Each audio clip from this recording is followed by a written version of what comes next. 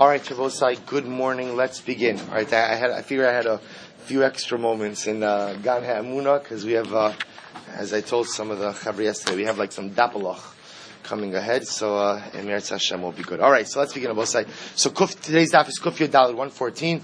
We are picking up at the two dots, 3 lines in Abosai. Actually, I just wanted to go back. Yesterday, we ended off with an interesting case or an interesting statement of the Gemara about Ein Eid Naaseh Dayan. That ultimately, again, witnesses cannot become judges. Remember, again, we saw that in the case of 3 people who go to be Mavakir Chola, and the Chola, again, goes ahead and essentially makes a matna shchiv mira, goes ahead and conveys his property to his offspring in front of these individuals. So the Gemara was discussing, again, daytime, nighttime, but one thing is clear, which is after they act as witnesses, which Rabbi say is manifest in the fact that they draw up a document, sign on that document, they cannot then convert into a Beis Din. They cannot convert ultimately into judges. So we'll say, if you just take a look, I just wanted to do this Rashbam. I ran out of time yesterday. It's Rashbam, Ve'ein Eid Naaseh Dayan. So we'll say, in the wide lines, it's like point in the middle of the wide lines. Probably about 20 lines off in the bottom. Ve'ein Eid Naaseh Dayan. Hameid al Davar, Ein Naaseh Odayin Ba'osu Davar. We'll say, if somebody gives testimony about a particular matter, they cannot become a judge. Meaning they cannot function as part of a Beis Din regarding that same matter. V'gamim ra'as hadar v'na'aseit ein na'aseh alaha od dayon be'edos atzmo. Simon Rabbi says it's actually very important. If a person goes ahead and witnesses a particular episode, they cannot. So that allows them to function as a witness, but it does not allow them to function as a judge. So the Gemara says, So the Rashban says, where do we get this from? That ein eid naaseh dayan, meaning where does this concept come from? So he says something amazing. He says, the Gzeres HaKosov. This is Gzeres HaKosov. It's from a pasuk. Dichsiv va'amdu shnei ha'anoshim be'edim HaKosov b'daber lifnei Hashem. So we'll say the pasuk says va'amdu shnei ha'anoshim lifnei Hashem. The 2 people, we'll say the 2 people referred to over here in the pasuk refers to edim, witnesses. Lifnei Hashem, before God. So we'll say Hashem in this context does not mean the Ribono Shel Olam. Rather, hainu lifnei ha'dayanim. It means judges. So what do you see from here? You learn from here Ashmo'inan Kra. So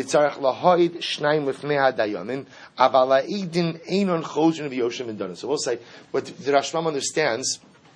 What the Rashbam says, the drush is va'amdu shnei anoshim means that there are two different groups of people. There are edim and there are dayanim, and they are separate and distinct. Meaning va'amdu shnei anoshim lifnei Elokim. The 2 people are the edim stand before HaKadosh Baruch Hu, i.e. the dayanim. So you see from here that there's 2 distinct categories of people, and therefore again we learn from this that ein eid naaseh dayan. I'm sorry. Do you need a pasuk for that? And wouldn't it stand to reason that you can't be a judge if your job is to evaluate? Yeah, absolutely. Because let's say, because you're thinking about a case where there is conflicting testimony. Let's say there's a case where there's no conflicting testimony. I'll give you a perfect example. Kiddush HaChodesh. 3 people see the new moon. Can they convene a Beis Din to then declare the new month? Leaving aside who has the power to do that. But forget about, in a conflict case, you're absolutely right. But let's say there's no case, there's no 2 sides. There's just... Even more so, you could say, look, they could all be conspiring to, you need a judge to hear them and make sure they're not... Let's assume for a moment you could come up with a case where there's no issue of conflict of interest per se. You could come, like this is a perfect case, where ultimately, again, you have these individuals. Remember, the guy who's giving the bequest is still alive. The chol is there. The 3 guys are there. They acted as witnesses and they said, let's just convene a Beis Din and we'll make this official. So there's no one contesting, there's no conspiracy, nothing. Yet the Rashbam says, even in that case, ein eid naaseh dayan. Okay, and I will say, that indeed, by the way, is actually how we paskin as well, of ein eid naaseh dayan. Once someone functions in the capacity of as a witness in a particular legal situation, they cannot morph into a dayan on that same situation. Okay, says the Gemara, Itmar. Kinyan, I will say, this is riveting. Kinyan, ad a masay chozer. I will say, and this, by the way, is riveting because you would have never in a million years thought this. What do I mean by that? So the Gemara over here is talking about kinyan chalipin. So kinyan chalipin, we know how this works. So a person goes there, we're familiar with kinyan chalipin because most of us do it at least once a year, which is by mechiras chametz. Right? So I both say again. So kinyan chalipin on a very simple level is a flip active acquisition. I want to acquire your item. It could be your chametz. So what do? I go ahead and give you an object. you lift up the object, and by you acquiring the object, I acquire your chametz. So it's like a flip act of acquisition. Of course, kinyan chalipin also works as a direct swap. In other words, if I'm trading you my donkey for your goat, so the mice, again, the way it works also is, as soon as you go out and take possession of my donkey, I acquire your goat. That's called chalipin as well. So we'll say, so the Gemara says the following: Itmar kinyan ad emosai yachal lachzer ad emosai choser. We'll say, here's the interesting question. After, so let's say I'm going ahead. Let's say I'm buying a watch from Ruvain. So I go ahead and we do a kinyan chalipin. The watch is not here. So Ruvain gives me his pen. I lift up his pen, and in doing so, I acquire the watch. Or I should say, I acquire the watch. So we'll say, so now, is there a window after the performance of that kinyan where the parties have the right to renege? So, like, is there a reneging window after the performance of that kinyan? Look at the Rashban for just a moment. Kinyan ad a masa yachal lachzor v'cheikasa per shavei l'chananal bein matnos bari bein matnos shchimira. So we'll say, so this doesn't matter whatever kind of gift it is, whether the person who's conveying the gift is a bari, is a shchimira. B'miktsas, he says b'miktsas the ispe kinyan ma'ir v'kaboy ad imasa yachal lachzor bo mikinyono ulevatlo dahalo gamar umakni miyad. Ela ladas lekayim lo tinoim sheifarish acharikein. O imyerta lachzor bo miyad sheyuchal lachzor dikimlu l'rabanan dadaiti dahachi makni imish sheyitain libo acharikein v'yedim efshalo bekinyan zeh la'asosekin gona. Now this is wild. The Rashbam says that it's understood b'toras kinyanim that what happens sometimes, people want to engage. I want to do a deal with Ruvain, but it's understood that even after we quote unquote seal the deal, there's what we call, I guess we'll call it as a reflective period. What's the reflective period? The reflective period is, do I really want to do this deal or not? So we'll say, I told you this is riveting, right? Because he would have never thought that this is the case. In other words, before he came to this Gemara, we always operated under the assumption that when you make a kinyan, what happens? Right? Done. Right? No, I'm sorry? No backsies, right? That's it. I'm done, right? Correct. Right. So that's done. That is, Rabbi say that all sales are final. That's it. We're done. What the Gemara now is saying is it's not true. That's not true. Meaning, at the end of the day, Rabbi say we're going to see that everybody agrees that even after the performance of a kinyan, there is an inherent built-in what we'll call reflection period, and in that reflection period is, I have the right just to make sure that I'm doing the right thing. So, and if I decide within that period that I'm not doing the right thing, I have the right to get out. You'll say to yourself, well, if that's the point, then what does kinyan accomplish? So what kinyan accomplish does do is it locks in a transaction between two parties. So Reuven can't sell that watch to anyone else in the interim. So I have the right to seal the deal, reflect, confirm, or pull out. So we'll say, so the shaila now is, and this is amazing, shaila now is, how long is the reflective period? So Rabba Amar calls man sheyoshin. So we'll say, Rabba says, as long as the buyer and seller, and when I say buyer and seller, Lav Davka, it's buyer and seller. What it is we'll call them the principal and the person transacting. Sometimes it could be a sale, sometimes it could be a gift, sometimes we're going to see, it goes back to the case that we discussed yesterday of three guys going into the Mavakar Chola. Whatever it is, the point is, the individual ultimately again made the kinyan, and the individual or the second party, as long as they're sitting together, right, as long as they're sitting down together, that is called the reflective period. Look at the Rashbam, Kozman Sheyoshin, Da'adaita Dahachi Maknile, Amanash She'im Lo Yachzer Bo Ba'osam Ma'amad, Avalam Yachzer Bo Yivatal. So we'll say, so comes along Rav Yosef, Rabbah, and as long as they're still sitting together, that's still called the reflective period. When does reflective period end, Rabbi say? When they get up. Again, this is not like a metaphor. This is literal. The assumption is they're sitting together transacting business. As soon as they get up, reflective period is closed. All sales are final, or all transactions are final. Rav Yosef says, no, Kozman Sha'oskin Ba'os Inyan. Rav Yosef says that the reflection period is as long as they are engaged in that matter. Take a look at the Rashbam. Ba'os inyan shel osa matana. So Rav Yosef says sitting, standing doesn't make a difference as long as the conversation is ongoing about that particular transaction. Reflection period is open. The moment conversation ends, reflection period ends as well. Some Rav Yosef. Kavasi didi mister. By the way, it's just also an interesting yisod. An interesting Yisur. According to Rav Yosef, apparently, you could still think about things even while you're still discussing them. According to Rabbah, he seems to say that for most people, they require some time where there's no ongoing conversation in order to be able to reflect on things. So that's Yoshvin versus Oskin. Okay, says Rav Yosef. So Rav Yosef says, Didika vasi mistabra. I think I'm right.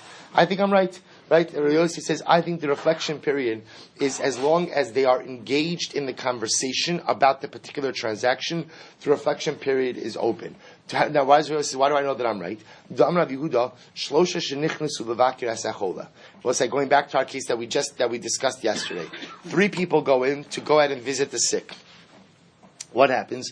Ratzu kosvin, ratzu osindin. So as I remember again, the chola then tells them, I'd like to go ahead and convey property to my heirs. So we'll say what happens? These 3 people have the right to function as edim or have the right to function as a beis din. In other words, if they want to document this in a shtar and therefore again become edim on this, sign their names, they could do edus, or they could form a beis din and literally start allocating property shares. So the Gemara says, watch this. Says Rav Yosef, and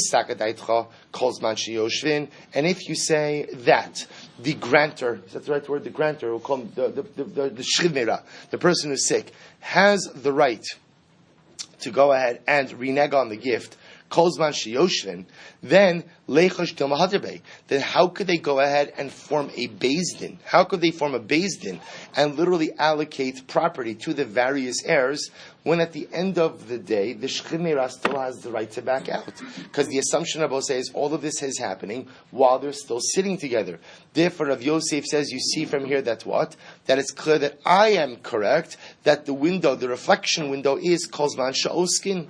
Ravashi, Amrisa l'shmaita kameid Rav Kana ulu Rav Yosef. Excuse me, Amrise l'shmaita kameid Rav Kana. So Ravashi said, listen, I said over this teaching before Rav Kana, and Rav Kana said, ulu Rav Yosef, Rav Yosef, you think that this brisa supports you? Minecha v'lecha shtil mahadirbe. Rav Yosef, you have the same problem because Rav Yosef, you're saying that the window to renege, or the right to renege, I should say, the reflection window extends kol zman sha'oskin. So even when these 3 people are forming a beis din, and even when these 3 people ultimately are maybe drafting a document, at the end of the day, as long as they are currently engaged in the discussion, according to Rav Yosef, the shchivmera has the right to renege.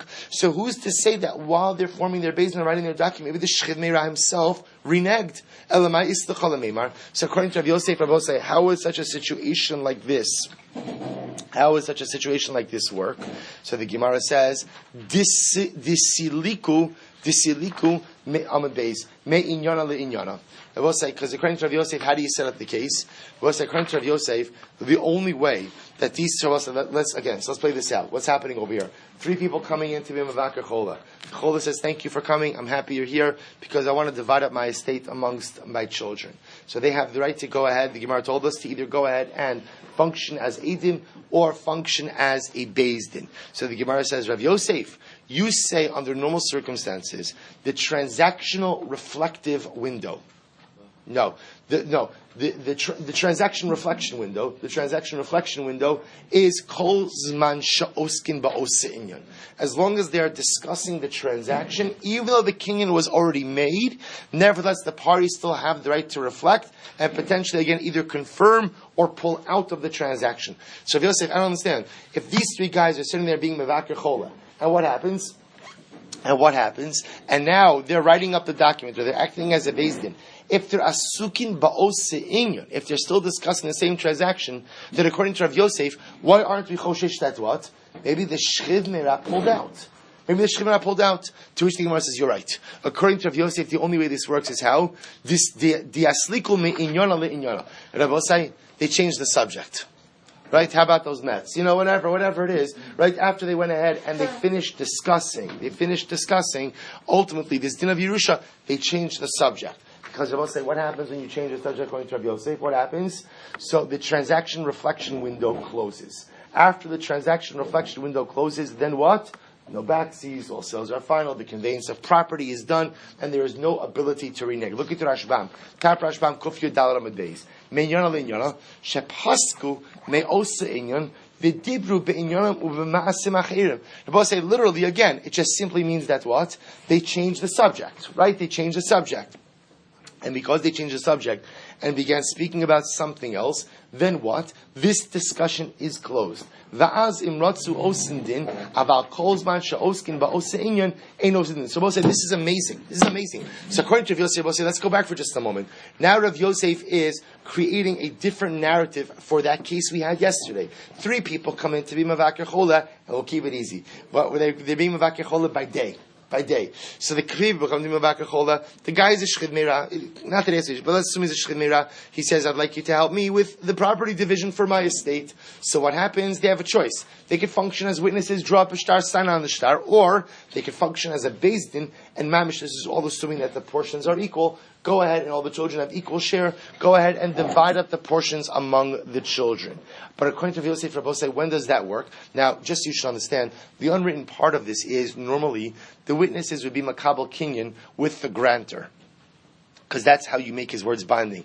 Now, you don't really need that with the shchiv meira, because divrei shchiv meira kiksuvin and dichim surin damu, right? A shchiv meira, person on his deathbed, his words have a certain binding nature. That's a special power that Chazal gave to his words for his own yishuv hadasa. The person on his deathbed should know that what he says ultimately is binding. What Rav Yosef says is the following: as long as they are discussing this topic, the grantor, the shchiv meira, has the ability to pull out. Therefore, Abosai, if you are these 3 guys and you want to convene a Beis Din or you want to draft the shtar, Abosai, the only way to do that is how? According to Rav Yosef, is close the subject. Once you begin discussing another subject, then Rabbi say what? Then in that case again, we assume that the granting of the property is final, is complete, and that's when the witnesses, or that's when the 3 people have the ability to either function in the capacity as witnesses, or ultimately again as a Beis Din. Hachanami, Rabbi say top line, Kuf Yudal Amud Beis. Hachanami dekamu v'hader yasibu. So Rabbi say, listen to this. Rabbi say it's not just according to Rav Yosef. So according to Rabbi, how does this work? The only way for the 3 people ultimately again to what? To function as a Beis Din, or to function as witnesses, without being concerned that the Shechimira is going to renege. What says how? Literally, what do? They stand up and they sit back down. Because remember, according to Rabba, as long as the parties are sitting together, ultimately again, the transaction reflection window is open. So how do they close the transaction reflection window? Quite literally, they stand up. That brings this conversation to a close, and they sit back down. And after they sit back down, they then have the right to function either as witnesses, or ultimately again, or as Eidim.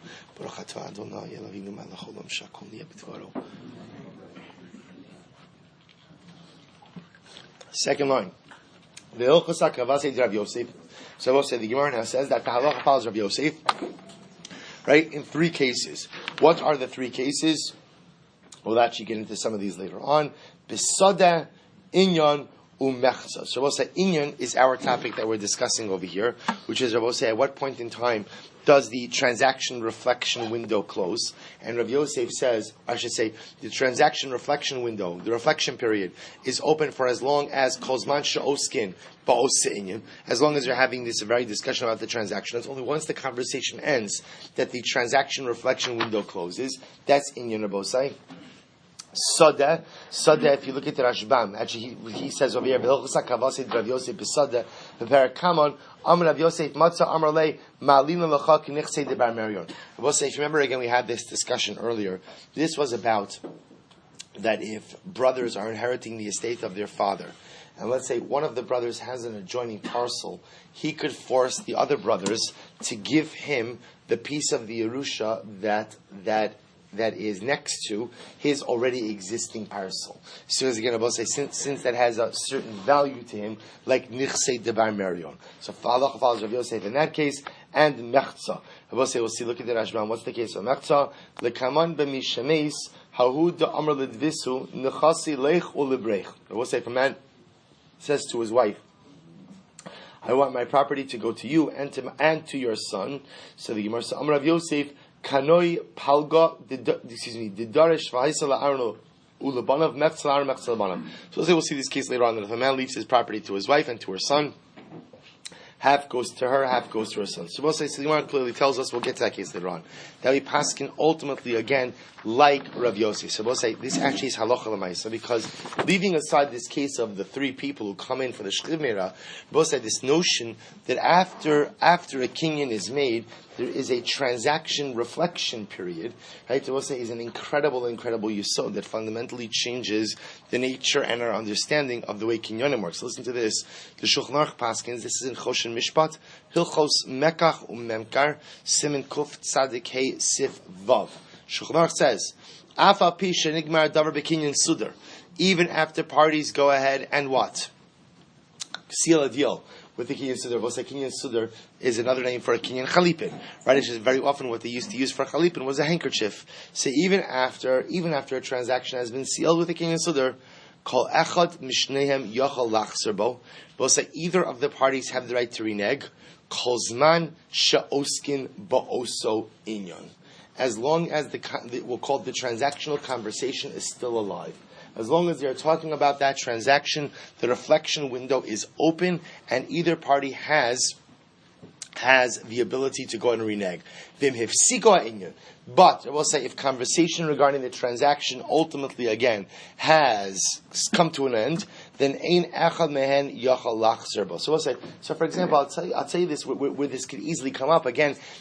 So first of all, this comes up in any time you're doing business with someone and use a king and chalipin to go ahead and seal the deal. Understand the deal is not. So if you have some deals on the table today and you're using chalipin, just know again that it's not sealed even after the gemar kinyan. As long as there are sukin ba'os inyan, reflection window is open. Either party has the ability to pull out. Listen, I just say this on an interesting level.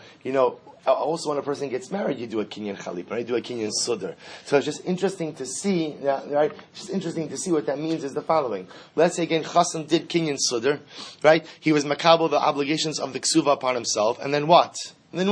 He decides, I'd like to talk with my attorney. Whatever it is. Both said. So again, before seeing the sugya, you would have said to him, too late. Now it's amazing. Nebo say, assuming that we're still going through oskim ba'osein, because remember, normally the way it works with the ksuva say is you go through the ksuva, chassan does the kinyan sudar, then witnesses are signing. So even after the kinyan, you're still oskin ba'osein. Chassan would technically have the ability to pull out from that kinyan, just for illustrative purposes. But I will say, you see, Allah Alamaisa paskin like Rabbi Yossi. Again, Rav Yosef. Calls matcha oskin ba'ose inyan. As long as you're still engaged, talking about the transaction, the reflection window is open. Therefore, either party has the ability to renege, even though a bona fide kinyan has been made. But once the conversation comes to a halt, kinyan is finalized. Ability to renege or pull out is no longer on the table. Good. Aisha Esbina. So remember again. The Mishnah told us, that a woman is able to, or I should say, a woman bequeaths her property to her son, but she does not inherit her son. Similarly, a wife conveys her property upon her death to her husband, but she does not inherit her husband. Says the Gemara, Hasu Lamali. So we'll say, the Gemara asks a very simple question, which is, why does the Mishnah seems to be inherently repetitive? What do I mean by that? Take a look at the Rashbam. The Rashbam says, Ha'isha spina lamali, lemisna menacheles velo nocheles. We'll say, why does the Mishnah have to tell me that a woman is able to bequeath her property to her son, but yet she does not inherit him?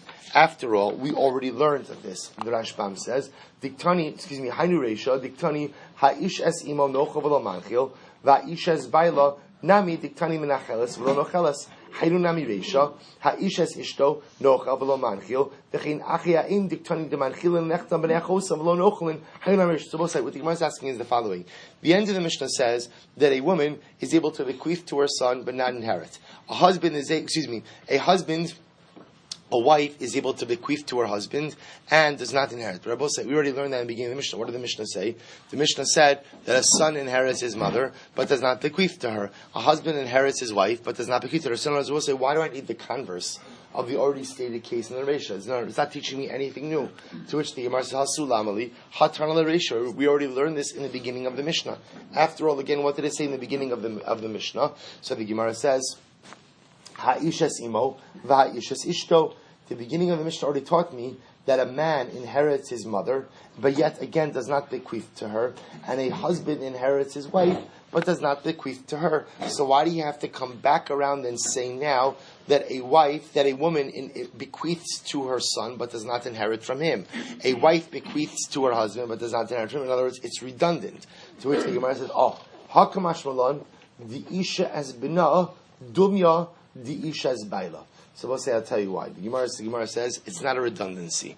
Rather, what the second part of the Mishnah Rabosai is coming to do is to link these relationships. And to say what?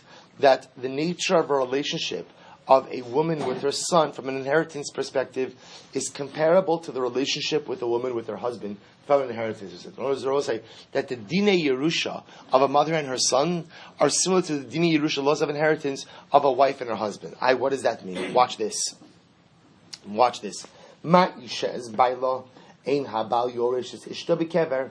Rabbi say, just like a husband and wife, a husband does not inherit his wife while she's already in the kever, once she has died. We'll say, now what does that mean? Take a look at the Rashbam. We'll say it's in the wide line, third line in. Ma isha es baila, ima min acheles lo beroi lo, la'achar misasa, we'll say this is amazing. You know what the best part of learning Gemara, best part of learning Daf Yomi, right? We'll just commercial break for just a second, right? What's the best part of learning Daf Yomi? So of course, the best part of learning Daf Yomi is learning Daf Yomi. That's the best part. And just being able to learn Gemara is an incredible Succos. I will say it gets even better when you begin to learn concepts and you begin to plug in those concepts in different places. So we just learned a very important concept yesterday with Dini Yerusha, which is what? That when a husband inherits his wife, he only inherits what? That which is muchzak and not that which is roi. Meaning, he inherits her legabe what she owns at the time of her death. But he does not inherit any future entitlements that she would have inherited had she been alive. So, for example, remember we spoke about this yesterday. So, for example, a woman dies, whatever she owns at the time of death, her husband inherits. Let's say, again, she predeceases her father, and she is an only child. So let's say then her father dies. So we don't say that were the wife to be alive, she would have inherited her father, and therefore the husband inherits the rights of his now deceased wife. Rather, again, that property no longer goes through the wife. That property goes to the other closest surviving relative of the father. That's called the husband only inherits b'muchzak, what she owns, and not baroi. So we'll say, watch this. So the Gemara says like this: Ma isha's baila ina bal yoresh ishto bekever. So we'll say, just like when it comes to a husband and wife. So what does it mean? The husband doesn't inherit his wife when she's in the grave. What that means, Rabbi say, is that the husband does not have any future rights to property that would have been conveyed to his wife had she been alive. Rather, he only inherits her legabe what she owns at the time of her death. Af isha as bina. So to Rabbi say, mother and her son. Now we're gonna have to explain this in just a moment. Ein haben yoresh es imo bekever. Rabbi say, what this literally means is that a son does not inherit his mother in the grave. What does this mean? Take a look at the Rashbam before we read on in the Gemara. Afa isha es bina. Eina menacheles lo beroi lo la'achar misaso. Rabbi say, ultimately, again, a mother does not bequeath to her son after the son has died. Now, what does that mean? Rabbi say, watch this. This is really interesting. Kigon shim meisabein. Rabbi say, listen to this. Let's say a mother has a son. The son dies. V'achar kach meisa imo. And then Rabbi say, so the son predeceases the mother, and then the mother dies. Ein zehaben shukvar meis v'nosun bekever mikodem misas imo yoresh atas imo. So we'll say the son who predeceased the mother does not inherit the mother at the time of his death, at the time of her death. So we'll say, guys, just so we get the timeline over here, right? Let's call it that we have Rachel and Yosef. Rachel's the mother, Yosef's the son. Yosef dies before his mother. So what happens? Then Rachel dies. So we'll say, what the Gemara is teaching me is that Yosef, who's already dead, does not inherit his mother at the time of his death. So you say to yourself, shkoyach, right? He's dead. I understand that. So we'll say, what's the novelty? The novelty is lahanchil es echav me'aviv. So we'll say, I might have thought the following. I might have thought that Yosef's rights of inheritance apply even in the grave. So we'll say, what does that mean? That when Rachel, Yosef's mother, dies, Yosef inherits her. Now obviously Yosef's dead. So who does that go to, Rabbi Osai? So obviously if Yosef were to have children, it would go to his children. But here's the bigger chap. Let's say Yosef dies without children. So his closest surviving relatives were his paternal brothers. So Rabbi Osai, it's possible that again, his paternal brothers, they share a father, but they don't share a mother. I might have thought that maybe what? Maybe when Rachel dies, her property on a technical level transfers down to her son. Nebuch, her son, had already died. So it goes to who? To her son's inheritors. Who are her son's inheritors in this case, Rabbi Osai? His paternal brothers. Which Rabbi Osai is amazing because then what ends up happening? Rachel's Yerusha ends up going to people to whom what? She is not really related. Not really. She's not related to. So what says the Gemara says, Ella Yorshe Avia Yorshinosa. So also rather we don't say that. Rather, what happens when Rachel dies? What happens when Rachel dies? So ultimately, again, both say the other relatives closer to her father ultimately again will inherit her. So we'll say, remember again, if a woman doesn't have a husband, she doesn't have children, then ultimately that inheritance gets kicked back up to her father. So in this case, where Rachel's son predeceased her, when she dies, the inheritance doesn't flow down vis-a-vis the relatives of her deceased son. Rather, the inheritance flows back up the family tree, back up to her father, and ultimately, again, closest surviving relatives of the father. Usvaru, techevan demeis b'na mikamei dida. And Abu Sayyid Ashram says, here's the svara. What's the svara? Because since her son Nebuch predeceased her, paku lo koach birushas imo. We'll say essentially, once you die, you lose your power to inherit. So once the son predeceased the mother, then ultimately what? He no longer has the ability to inherit her, and therefore again no longer has the ability to convey. So we'll say what the Gemara is suggesting is the following. That the Mishnah is going back and repeating these relationships to tell you that's what? To link the relationship of a husband and a wife together with a mother and a son. To tell us what? The Rabbi said, just like when a wife dies, the husband only inherits the muchzak and not the ra'ui, only what she actually owns, and not any future entitlements. So to Rabbi say, so to ein habein yoresh esimo b'kever. So to Rabbi say, a son does not inherit his mother when he's in the grave. In other words, that if the son ultimately went ahead and predeceased the mother, then what Rabbi say, his Yerusha relationship with his mother is done. So that when she ultimately dies, her property does not convey down through her son's inheritance line, but rather what? Goes back up to her father and his closest relatives. So we don't say that a son inherits his mother from the grave in order to ultimately convey that property to his paternal brothers.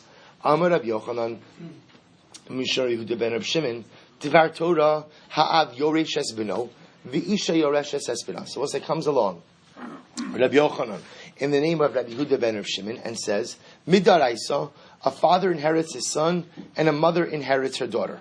Okay, so we'll say, so take a look at the Rashbam, Divar Torah, Kolomar min ha'pasuk yesh lo mod, ha'av yoresh es beno. So we'll say, I'll tell you something very interesting. If you take a look over here at the Rashbam, one before. So the way this read was, Am Rabbi Yochanan Mishum Rabbi Yehuda ben Reb Shimon. Ben Reb Shimon, Bar Reb Shimon. So the Rashbam says over here, Mishum Rabbi Yehuda ben Reb Shimon, Mishum Delo Haya Rabba Mufa Ka'amar, Mishum Shlo Horgol Rabbi Yochanan Lomer Dvarim Mishmo Rabbi Yehuda ben Reb Shimon, Avami Rabbo, Yomer Am Rabbi Yochanan Am Rabbi Yanai. So we'll say, interestingly enough, the Gemara is just pointing out over here that you have Rabbi Yochanan quoting something not in the name of his Rabba Mufak, not in the name of Shari. Okay, it's an interesting aside. In any event, the Gemara says, Divar Torah, Midaraisa, a father goes ahead and inherits his son.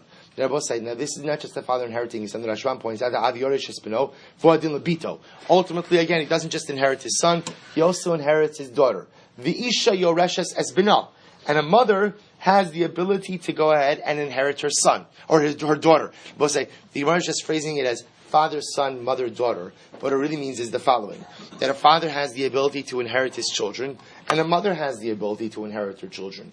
Now, when does a mother inherit her children? Take a look at the Rashbam. Yoreshes es bina, v'hu adin lebita b'makom she'ein ha'av. Avalim aviv kayim who kodem delahachi miyahani mishpacha. We're supposed to listen to this. What the Gemara is saying is the following. What they're saying in the name of about Rabbi Yehuda Reb Shimon is the following: a father inherits his children, and a mother inherits her children.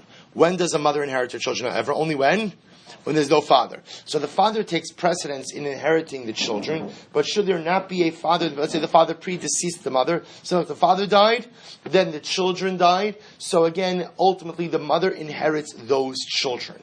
Where do we know that from Rabbi Hossein? So the Gemara said, and now the Gemara says, Dvar Torah, this is Midaraisa. Where do we know this from? Shnei Amar, Matos. Because Rabbi Hossein, when the laws, when speaking about inheritance, again, this was the pasuk that the Gemara quoted on Kuf Yud Aleph Amud Beis. Pasuk is actually talking about a daughter who inherits, but when referring to inheritance, the Torah uses the word matos. Matos, which I will say means two forms of inheritance. What do we learn from there? Makish mata a'aim lamata. Now you understand, this pasuk was actually talking about what? A daughter who inherited property from her father and from her mother, from two different tribes. The point the Gemara is making over here is matos. The Torah speaks about, again, paternal inheritance and maternal inheritance in one pasuk, or in one word actually. Makish mata ha'aim lamata av. The Torah equates again the inheritance of the father to the inheritance of the mother. Now, both say now this pasuk is talking about the child who inherits. Now the Gemara is saying we could take this comparison one step further. We could say ma mata av yoresh esbeno. I will say just like by a father has the ability to inherit his son, and when we say son, it's son/daughter. Af mata im isha yoresh esbeno. So to Rabbi say again, by a mother has the ability to inherit her son or her daughter as well. So we'll stop over here for today, but we're leaving off again with this dramatic suggestion that just like a father has the ability to inherit his children, so too does a mother have the ability to inherit her children. And again, she's second tier to the father, but Lamaisa, we're suggesting that this ability of a mother to inherit her children in the absence of a father is indeed a din daraisa. Emir Hashem to be continued tomorrow. Shkoyach.